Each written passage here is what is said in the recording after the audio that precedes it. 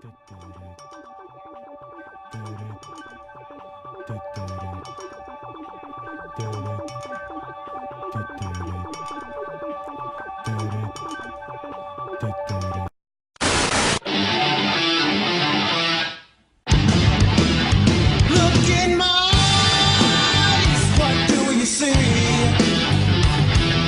cult of personality. I know your anger, I know your dreams.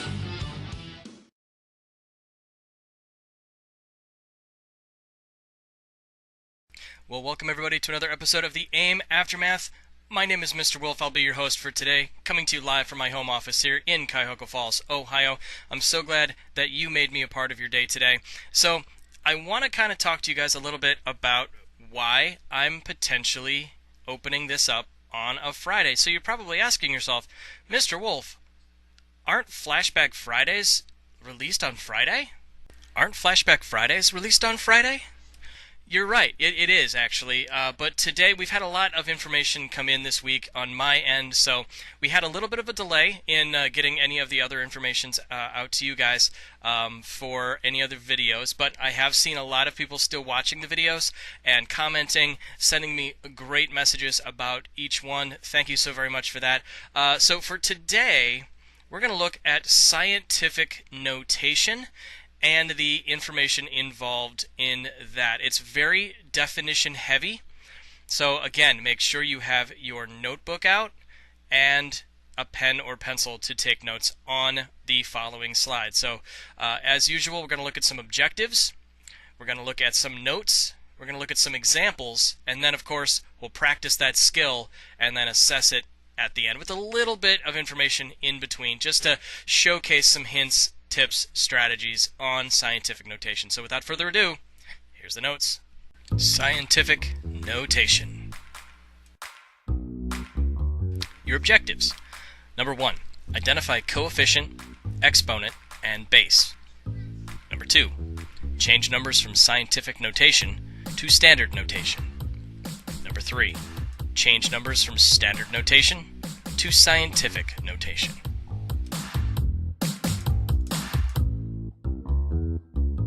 Scientific notation, a method for expressing numbers, normally very large or very tiny. The coefficient shown in red below must be greater than or equal to 1, but less than 10. The base in blue is always 10. The exponent in green shown below tells you how many places to move and what direction to move.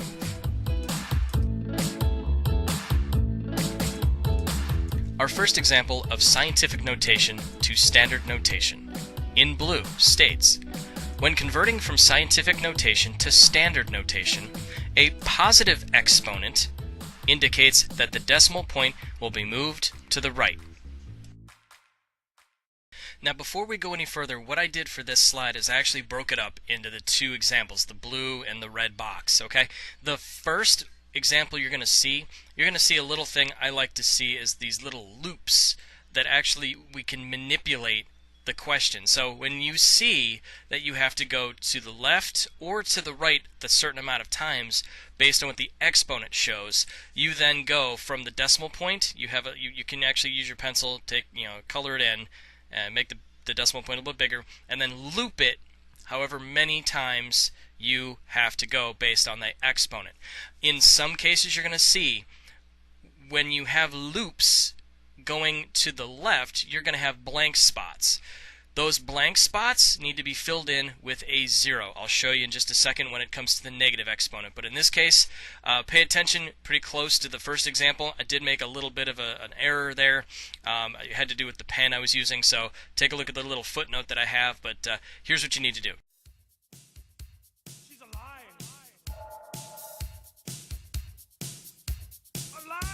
Our second example in the red box. When converting from scientific notation to standard notation, a negative exponent indicates that the decimal point will be moved to the left. So in this case, positive right, negative left. Make sure you guys put that in your notes somewhere so you can differentiate between the two.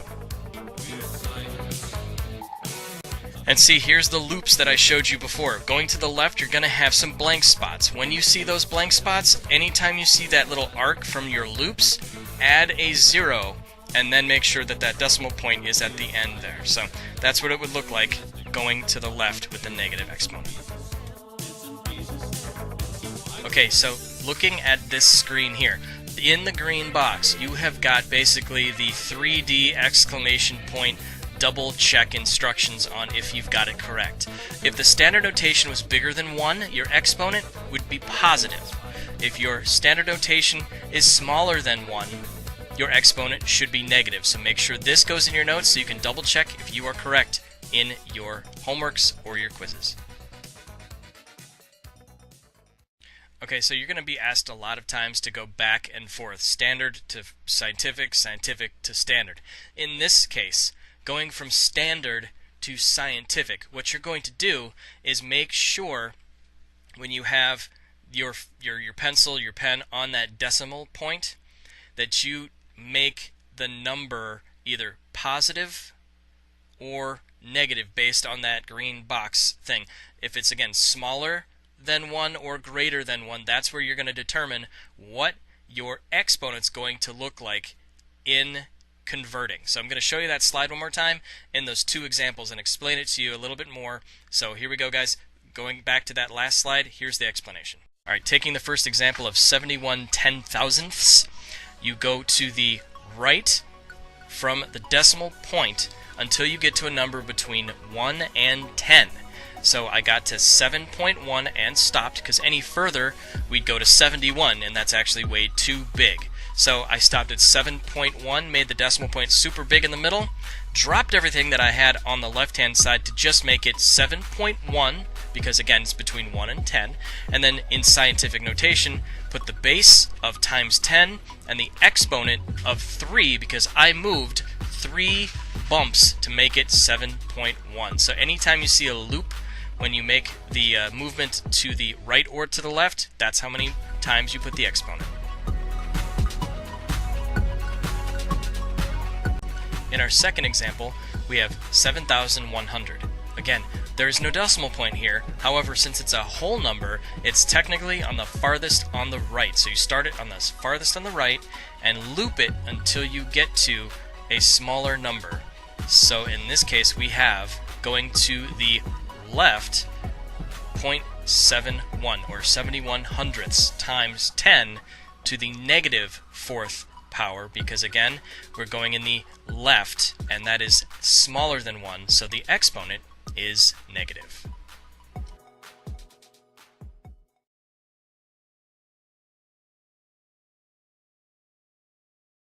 Okay, our second segment, of course, is always the practice portion of our skill that we just learned. So if you've taken those notes and you've got those examples that we have, you're going to do pretty well on these next 3 slides. So again, make sure that these go in your notebooks, because as usual in your notes you need terms, definitions, pictures, formulas, and examples. Not every lesson's going to have all 5, but make sure you check those 5. That's the fave 5, if you will.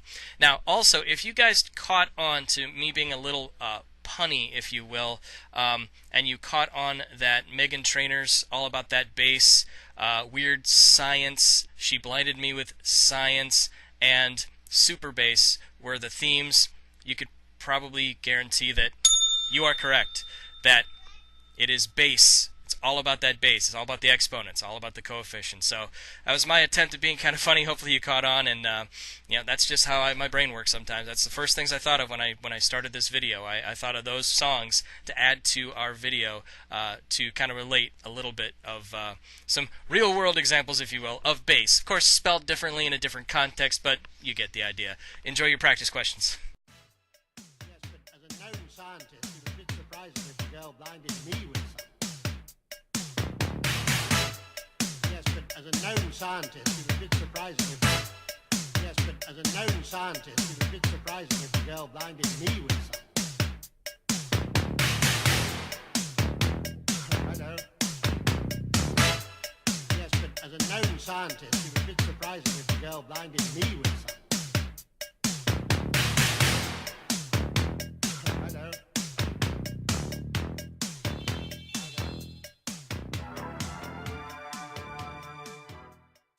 Alright, now that those examples are done, you've practiced it, now let's put it all together. Let's get the notes, let's get those terms, definitions, pictures, formulas, and those examples on those previous slides. Again, put them together. What are you going to do on those assessment questions? Do the best you can on them. Now, I just noticed as well, the slides previously, I put at about 20 seconds per slide. If that went too fast, what the greatest thing about this video is you can pause it. You can rewind it. You can just keep it there until you've written them all down and worked them all out. So if it was too fast for you, again, pause the video now and go back and do those practice questions again. I don't want to rush you through them. I don't want you to stay with the pace of the video. So make sure, again, if you didn't finish them previously, you're just going through the slides, going through this video without stopping, stop. By all means, go back, do those questions again. It's typically looked at as 2 minutes per question, depending on the question. So take your time on it. Make sure you've got the notes down right. Make sure you've got all the examples written down right as well to base your answers off of from those practice questions, and then move forward into the assessment piece. So if you're all caught up, you've got all of those done, and you're ready for the assessment. It's a very quick one. There's about 4 questions. I'm going to leave the slide up for a little bit. So if I was to say 2 minutes per question, 2, 4, 6, 8, I'll give you about 10, 15 seconds to copy them down. They are all multiple choice. However, you're going to have opportunities on testing coming up where you will probably have to show what you know. So don't just do A, B, C, or D. Show how you got there. Write it out. Use those bumps. Fill in those decimal points. Show how you got from standard to scientific and scientific to standard. So don't just do A, B, C, D. Show your answer. Circle it at the end. Make sure you guys have all those steps involved, because you never know. These on standardized testings might not be multiple choice. They might be show your answer, show your work. How did you get there? Well, here's the opportunity to do so. So good luck on those 4 questions, and we'll see you in closing.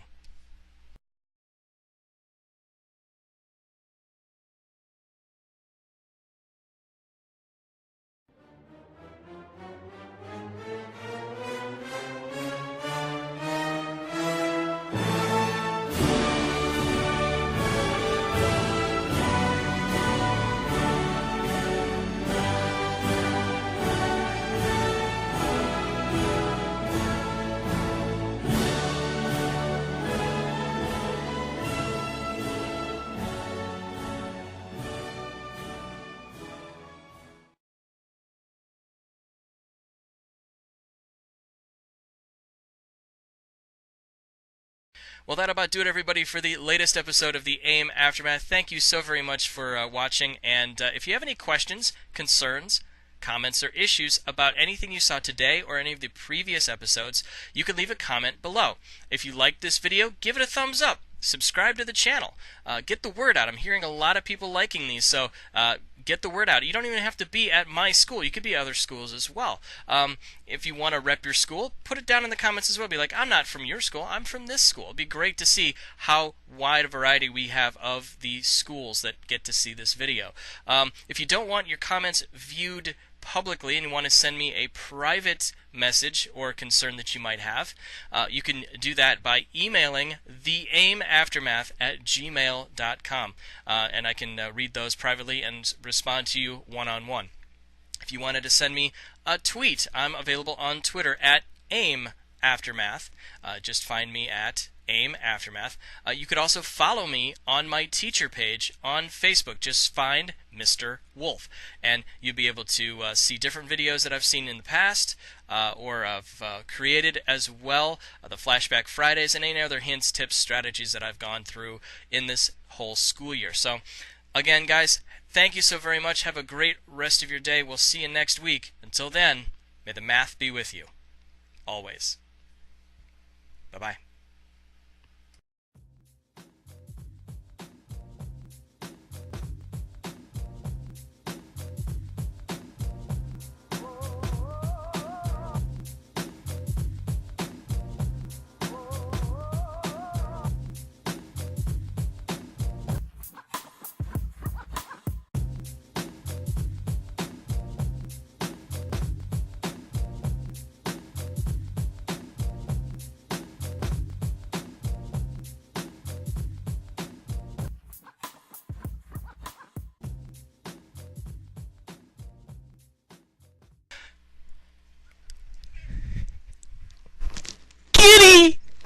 Kitty.